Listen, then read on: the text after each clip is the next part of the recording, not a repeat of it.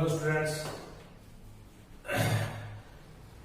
आज हम पढ़ने जा रहे हैं नया चैप्टर हमारा, जिसका नाम है चैप्टर नंबर 15 प्रोबेबिलिटी। बहुत इजी चैप्टर है। 8th स्टैंडर्ड में भी आता था, 9th में भी आपने पढ़ा है। 9th में आपको लगा था कि ये चैप्टर सबसे इजी है पूरी हमारे मैथ्स के बुक में। यहाँ पर भी एज इट इज ये चैप्टर बहुत इजी है, पर कई बार मैं आपको बता दूं कि बोर्ड में जनरली बाकी काफी सारे ऐसे चैप्टर्स हैं जिनमें टेक्स्ट बुक के रिलेटेड ही क्वेश्चन होते हैं, पर इस चैप्टर में छोटे छोटे जो क्वेश्चन होते हैं या फिर फिल इन द ब्लैंक्स होगा या फिर एमसीक्यूज होगा, वो थोड़ा सा ट्विस्ट किया हुआ होगा या फिर अदरवाइज क्वेश्चन भी पूछा होगा तो थोड़ा ट्विस्टेड होगा। ओके, तो उसका कॉन्सेप्ट समझ लेंगे तो वो ट्विस्ट हमें समझ में इजीली आ जाएगा। ओके, तो इसीलिए अब स्टार्ट करते हैं हम हमारा chapter probability. As it is फंडा वही है, कोई यहाँ पर चेंजेस नहीं है। ओके, हम जानते हैं प्रोबेबिलिटी, पर आपको ये बात एक एग्जांपल के तौर पे बता दूं या फिर उसकी हिस्ट्री भी आपको बता दूं कि सालों पहले एक मैथमेटिशियन था और वो मैथमेटिशियन एक बार एक क्लब में जाता है। कई बार मैथमेटिशियन अपना दिमाग फ्रेश करने के लिए कहीं और घूमने जाते, कोई बीच पे जाता है, कोई घूमने जाता है। ओके, ये मैथमेटिशियन क्लब में गया था, देखता था कि वहां पे पैसे कैसे लोग खेलते हैं। ओके, उसके बाद उसने देखा कि वहां पर सभी लोग डिफरेंट टेबल्स पे अलग अलग गेम खेल रहे हैं। ओके, और उस क्लब में एक टेबल था जहां पे हम जनरली फिल्मों में भी देखते हैं कि एक बड़ा सा टेबल होता है, उसके ऊपर एक व्हील होता है और एक आदमी उसको व्हील को घुमाता है और उसके ऊपर एक छोटा सा बॉल रख देता है और व्हील घूमता घूमता व्हील के ऊपर 1 to 100 नंबर होते हैं। ओके, बॉल उसके ऊपर रख देता है और बॉल घूमता घूमता घूमता घूमता जब व्हील एक टाइम पे खड़ा हो जाता है तब वो बॉल जिस नंबर पे आके खड़ा रहता है और उस नंबर पे अगर किसी ने पैसे लगाए हैं तो उसको 2 टाइम्स या 3 टाइम्स जो भी है वो वहां के जो रूल्स होते हैं उस हिसाब से उसको पैसे मिलते हैं।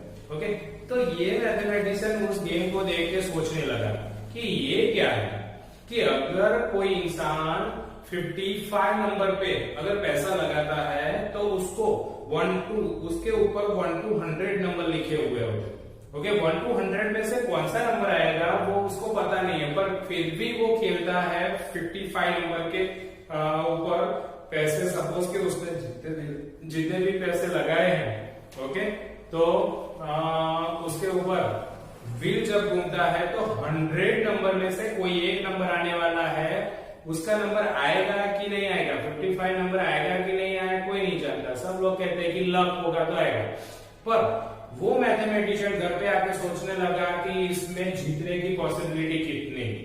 वहां से स्टार्ट हुआ हमारा प्रोबेबिलिटी का चैप्टर। ओके, फिर उसने काफी सारे ऐसे एग्जांपल्स और भी दिए जहां से वहां कैसे कैसे प्रोबेबिलिटी हो सकती है हर एक इवेंट्स में। यहाँ पर जो व्हील घूमता था वो एक इवेंट थी, जिसके ऊपर बॉल रखा था वो एक गेम नहीं थी, वो एक इवेंट थी। उस इवेंट में क्या होने वाला है, मैंने जो रिस्क लिया है वो रिस्क कितना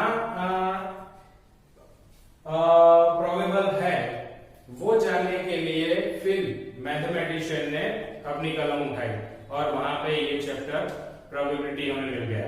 ओके,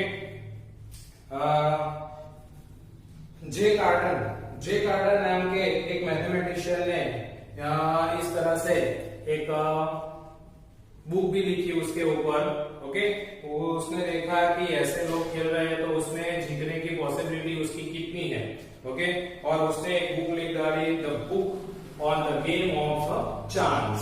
ओके, हर एक इंसान वहां पे गेम खेलता था, वो चांस ले रहा था कि शायद मेरा नंबर आ जाए, मैं जिस नंबर पे पैसे लगा रहा हूं वो नंबर मेरा आ जाए, ये चांस ले रहा था वो।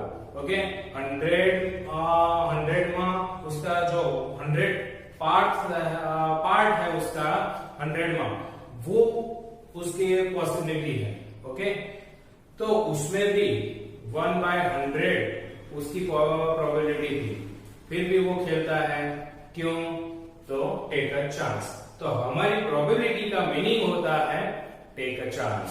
ओके, तो यहाँ पर हर एक इवेंट, हर रोज हम हर एक इवेंट के साथ जुड़े हुए होते हैं। हर एक इवेंट में हम क्या करते हैं? Take a chance.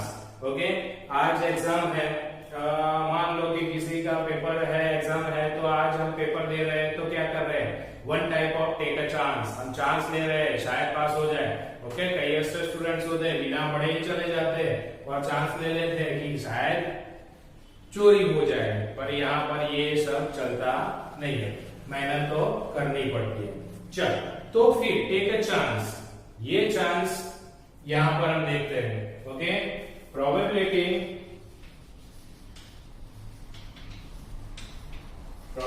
Means take a chance.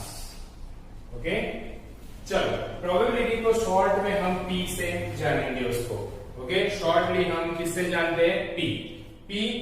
P for probability for any events, P of E, probability of E events, P of E is equal to number of outcomes। ये हम क्या लिख रहे हैं? उसकी फॉर्मूला नंबर ऑफ आउटकम्स। अगर कोई events हम एक्टिव कर रहे हैं, कोई इवेंट्स में पार्ट ले रहे हैं, तो उसमें नंबर ऑफ आउटकम्स कितने आ सकते हैं। ओके, वो एक बात है, और दूसरी बात है total number of outcomes. Okay, तो ये हमारी फॉर्मूला है। P is equal to then probability of any events is equal to number of outcomes upon total number of outcomes। Okay, चलो अब तो दूसरी एक बात है 0 less than PE less than 1। इसका मतलब कि PE का answer, PE means what? Probability of any events, उसका आंसर 0 या 1 हो सकता है, या फिर 0 और 1 के बीच में। अगर इसके बाहर आंसर आता है तो समझ लो आप रॉन्ग है, आपका आंसर रॉन्ग है, आपके मार्क्स गए। ओके, ये सिंपल है। अभी से आपको पता चल गया कि कोई भी एग्जांपल आएगा, आपको पूछा जाएगा, तो उसका आंसर क्या आएगा? 0 और 1 के बीच में। आप कहोगे 0 और 1 के बीच में सर कोई नंबर आता है? आता है, बहुत सारे आते हैं, 0.5, 0.05, 0.005। ओके, काफी सारे नंबर है, 0.12345, ऐसे काफी सारे नंबर्स, इनफाइनाइट नंबर 1 और 0 के बीच में हम ऑलरेडी लास्ट ईयर 9th में रेशो नंबर में पढ़ चुके हैं। ओके, तो 0 और 1 के बीच में इनफाइनाइट नंबर होते हैं, उसमें से P का आंसर होता है। यानी कि अगर आपका आंसर 2.5 आया तो समझ लेना आपका आंसर रॉन्ग है। ओके, कभी भी प्रोबेबिलिटी का आंसर 0 और 1 के बीच में नहीं आता, या फिर 0 आएगा, या फिर 1 आएगा, या फिर 0 और 1 के बीच में आएगा। ओके, चल, तो PE का आंसर 0 आता है, इसका मतलब इम्पॉसिबल इवेंट। क्या है? Impossible event. अगर किसी प्रोबेबिलिटी को ढूंढते ढूंढते उसका आंसर अगर 0 मिल गया है तो समझ लेना कि प्रोबेबिलिटी इम्पॉसिबल है, वो हो नहीं सकती। आपको लगेगा कि ऐसी कौन सी इवेंट है कि जो हो नहीं सकती। देन अगर हम कहें कि sun rise in north, okay, sunrise in north, sunset in south. Okay, तो वो हो ही नहीं सकता, इम्पॉसिबल इवेंट है। That means P is equal to 0, directly हम लिख सकते हैं। And second things, P is equal to 1, it's a sure events. Okay, अगर कोई इवेंट कंफर्म है, ओके, श्योर है 100% कि ये यही होता है, उसमें not to question why, as it is, तो उसको हम क्या कहेंगे? That is a sure event. उसका आंसर क्या आएगा? 1 आएगा। दूसरी एक बात है कि काफी सारी प्रोबेबिलिटी में अगर डिफरेंट इवेंट्स हैं, उस डिफरेंट इवेंट्स को, इवेंट्स के पार्ट्स, एक इवेंट के डिफरेंट पार्ट्स है, उसको जोड़ दिया जाए तो उसका आंसर 1 मिलेगा। पर इवेंट सेम होनी चाहिए, एक ही इवेंट के डिफरेंट पार्ट्स हैं, तो उसको जोड़ देने से क्या आंसर आएगा? 1। That is a perfect probability हमारी रेडी हो जाती है। ओके, चल, तो ये था हमारा बेसिक इंफॉर्मेशन। जनरली प्रोबेबिलिटी में 0, impossible, sure is equal to 1, और अब जो भी दूसरी कोई भी इवेंट्स होगी उसका आंसर 0 और 1 के बीच में आएगा। ओके, चल, एग्जांपल नंबर 1 की ओर आगे बढ़ते हैं। सर इतना जल्दी? यस, इसमें ऑलरेडी 9th में आप ये चैप्टर पढ़ के आए हो, इंफॉर्मेशन काफी सारी जानते हो। ओके, चल, तो एग्जांपल नंबर 1 कहता है हमारा find the probability of getting the head when coin is tossed once. Coin हमें एक ही बार टॉस करना है। ओके, और ये हमारा जो कॉइन है वो 16 का कॉइन नहीं है कि टॉस किया और खड़ा रहेगा बीच में। ओके, तो अगर टॉस किया है तो या फिर हेड आएगा या फिर टेल आएगा, दोनों में से कोई भी एक पॉसिबिलिटी है। Then toss once also find the probability of getting a tail. Okay, दो प्रोबेबिलिटी ढूंढनी है, हेड की भी ढूंढनी है और टेल की भी ढूंढनी है। अगर एक ही बार क्रॉस किया है तो शायद हेड आ सकता है या फिर टेल आ सकता है, पर उसके टोटल आउटकम्स कितने हैं वो पहले जान लेना जरूरी है। हर एक सम में टोटल आउटकम्स अगर आपने जान लिए तो सम आपके लिए बहुत इजी है। ओके, तो फर्स्ट ऑफ टोटल आउटकम्स, तो यहां पर मैं अगर टॉस कर रहा हूं तो उसमें मैक्सिमम आउटकम्स क्या आ सकते हैं? तो या फिर हेड आ सकता है या फिर टेल आ सकता है। ओके, उसके अलावा कोई दूसरी तीसरी पॉसिबिलिटी नहीं हो सकती, हेड या टेल, यानी कि एच या फिर टेल। ओके, दोनों में से, यानी कि दो टोटल आउटकम्स कितने हैं? 2, उनमें से कोई एक आने वाला है। Then first E is equal to, हम किसी एक इवेंट का नाम ले रहे हैं A।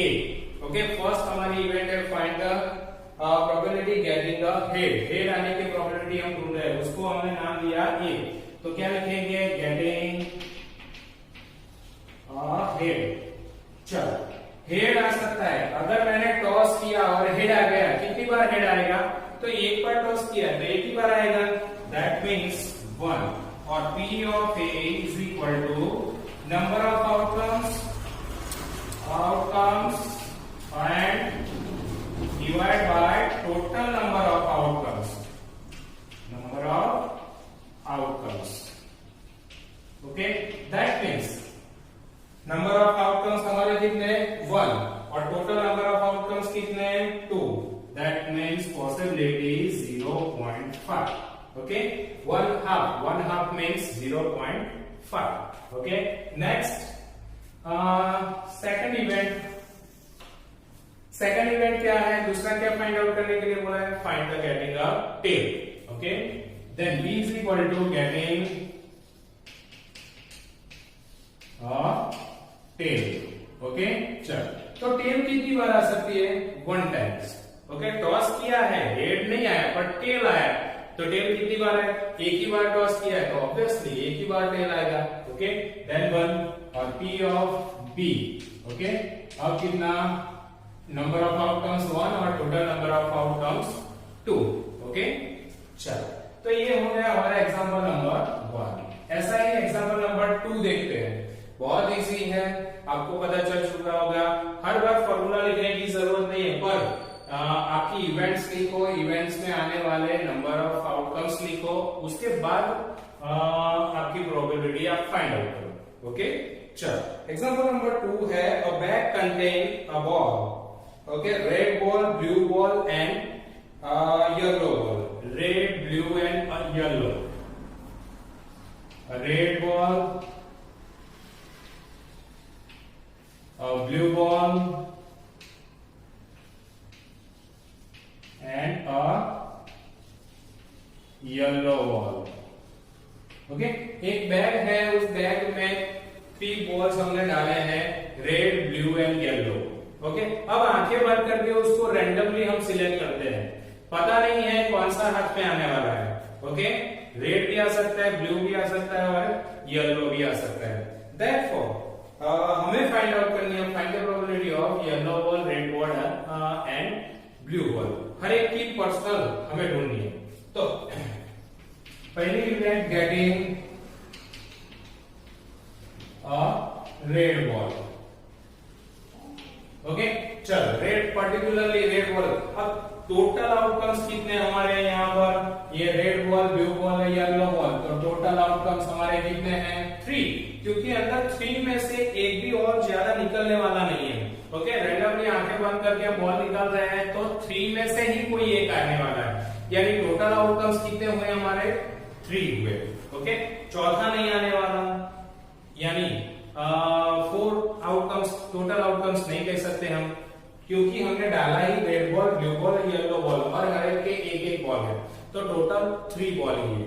ओके, 3 बॉल में getting the red ball, red ball कितने, उन 3 बॉलों में रेड बॉल कितना है, तो 1। ओके, आंखें बंद की और रेड बॉल निकल आया, उसकी प्रोबेबिलिटी हमें ढूंढनी है। तो रेड बॉल, आंखें बंद कर दी और रेड बॉल कितने निकल आएंगे, एक बार हम निकाल रहे हैं तो एक ही निकलेगा। ओके, चल, then PA is equal to number of outcomes 1 and total number of outcomes कितने 3, then answer is a 1/3। second event, B is equal to getting a blue ball। Okay, अब ब्लू कितने हैं, वो भी 1 है, आंखें बंद की और ब्लू निकाला तो वो भी कितना निकलेगा 1। ओके, then 1 और P of B कितना होगा 1/3, वो भी। C is equal to getting a yellow ball। अब येलो बॉल भी एक ही है, ओके, तो उसकी भी प्रोबेबिलिटी 1 ही आएगी, then 1 P of C is equal to 1/3, probability कितनी 1/3, तो हर एक की 1/3 1/3 1/3। ओके, क्योंकि टोटल आउटकम्स 3 है, हर एक के एक ही बॉल है। ओके, तो आंखें बंद कर दी, रैंडमली सिलेक्ट किया तो एक ही बॉल निकलने वाला है, पर वो रेड होगा, या अगर रेड हुआ तो उसकी प्रोबेबिलिटी 1/3, अगर वो ब्लू हुआ तो उसकी भी 1/3, और या अगर येलो हुआ तो उसकी भी 1/3। ओके, चल आगे एग्जांपल देखते हैं हम, एग्जांपल नंबर 3 की ओर देखते हैं, वो भी बहुत इजी है।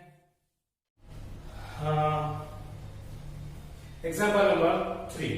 ओके, एग्जाम्पल नंबर 3 में क्या कहा कि यहां पर a dash, okay, a dash is throne 1 times. Okay, dash जानते हैं आप, डैश क्या है, डैश आप खेलते हो, स्नेक्स एंड लेडर्स है, काफी सारी ऐसी गेम्स है जिसमें आप डैश को यूज करते हो, थ्रो करते हो, तो उसमें नंबर, टोटल कितने नंबर्स होते हैं उसके ऊपर 6। ओके, तो 6 वो हमारा आउटकम्स है, that means total number of outcomes. Okay, total number of outcomes कितने हमारे 6 है। ओके, तो ये 6 टोटल आउटकम्स को हम लेके आगे पढ़ते हैं कि what is the probability of getting the greater than 4। तो उस डैश पे अगर हम थ्रो करते हैं तो उसमें जो नंबर आएगा वो ग्रेटर देन 4 होगा।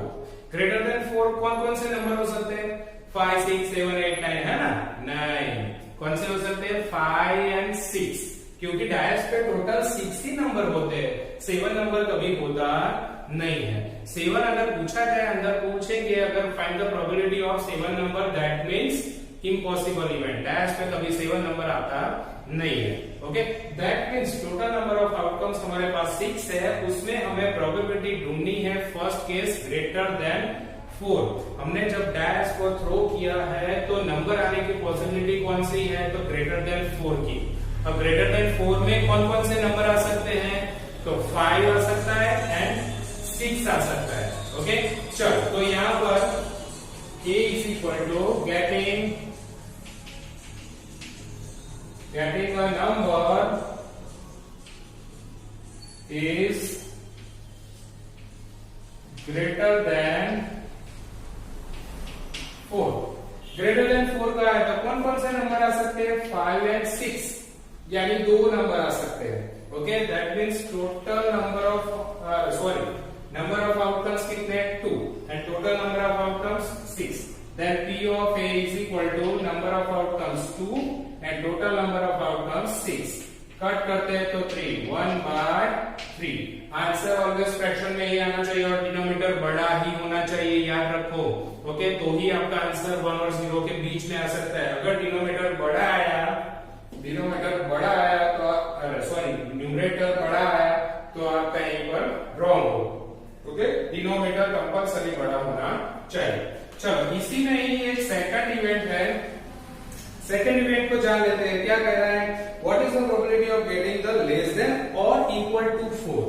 ओके, गेटिंग अ नंबर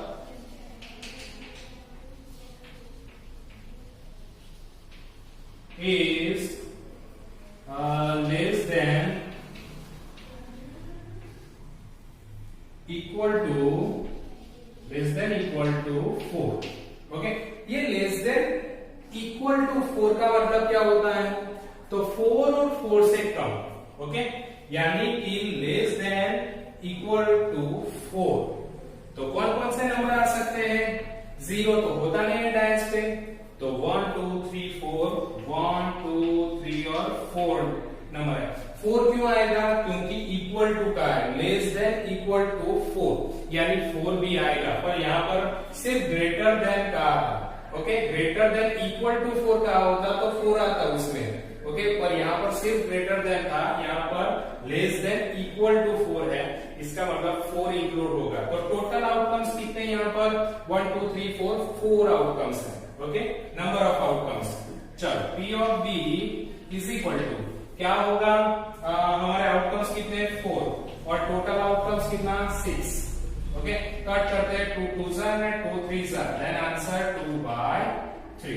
तो ये रहा हमारा थर्ड एग्जांपल। ओके, तो इस तरह से हम बहुत ही इजी हमारा ये चैप्टर है, हम उसको सॉल्व कर रहे हैं। ओके, तो आपको इसको एग्जांपल को आपकी नोटबुक में लिखना है और साथ में एक्सरसाइज में 1 to 5 सम्स आपको खुद करना है प्रैक्टिस के दौरान। ओके, ताकि आपको पता चले कि चैप्टर कितना इजी है, आपको आता भी है। ओके, तो आपको एक्सरसाइज में से 1 to 5 क्वेश्चंस होमवर्क में करना। Okay, thank you.